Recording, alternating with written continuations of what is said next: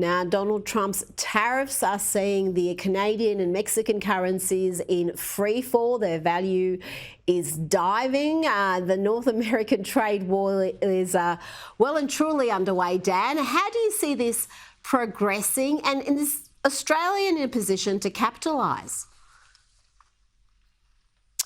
Yeah, well, I think no one's safe from Trump, really. He's going to change the global order in a lot of ways, and not just with economics with regards to Canada and Mexico, but he's, wanting to exert more influence over Greenland. He wants to take back the Panama Canal. He's been very active in the Middle East and in Russia and in China. So I think next stop is probably, Antarctica for, who knows what he's going to do there. So it's, no one is safe from when Trump turns his sights onto you. Look, for Australia, there's opportunities, but there's big risks. We have been somewhat recalcitrant in our capacity to deliver on our defence commitments, particularly around our spending. We only spend about 2% of GDP on defence. That needs to get to at least 3%. And it also needs to be spent much more effectively and in a manner that's actually going to provide serious warfighting capabilities. And we saw last time Trump was in, he basically forced the NATO allies to start increasing their spending on defence. It's also a gripe that he has with Canada. And it's probably, fairly legitimate in that sense. So we are going to have to be very careful and make sure that, we're paying attention to the considerations of the Trump administration. We shouldn't just do whatever he says or wants, but we do need to be aware of the alliance and our role in that alliance.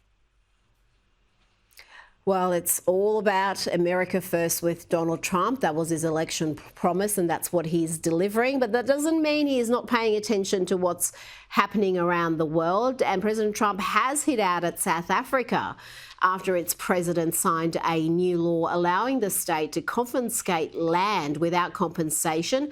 President Trump has vowed to withhold all US funding from South Africa until the decision is reversed. Dan, what more can you tell me about this? Well, South Africa has been in a period of decline and division for many years now. And, the hundreds of thousands of people who have left South Africa, many of whom have come to Australia, is testament to that. They have fled, and the violence there and the crime and the deterioration of their institutions has been, a big concern for a long time. And, Trump seems pretty set on trying to correct that where he can. And clearly, the US is such a big player in the global market, whether it's to do with the economic side of it or, as we're discussing, the foreign aid side of it, that when they decide to change their arrangements, they do have significant leverage over what other countries do. So, look, we'll wait and see what happens. But clearly, I think a lot of people have been looking at South Africa for some time, and a change may very well be on the way. Now, before you go, Dan, I know a lot of our viewers are members of Qantas's frequent flyer program, so they'll be interested in this story. The Australian reports that Qantas is again under fire for the poor value of its frequent flyer program after it was revealed that members of rival airline loyalty programs can access Qantas reward seats for much cheaper and less points than the Qantas frequent flyers. Let's look at this example. If you book through Alaskan Airlines, you can get a Qantas business class seat from Perth to Paris for just 85,000 miles plus $122. But if you want to use Qantas's own program to book that Qantas seat, it's going to cost you $451 and more than 126,000 points. Exact same seat.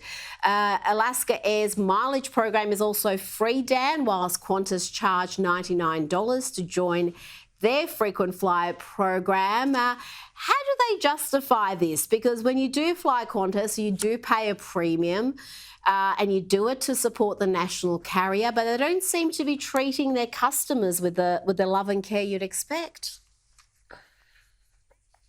Well, I think the issue here is the lack of domestic competition in Australia.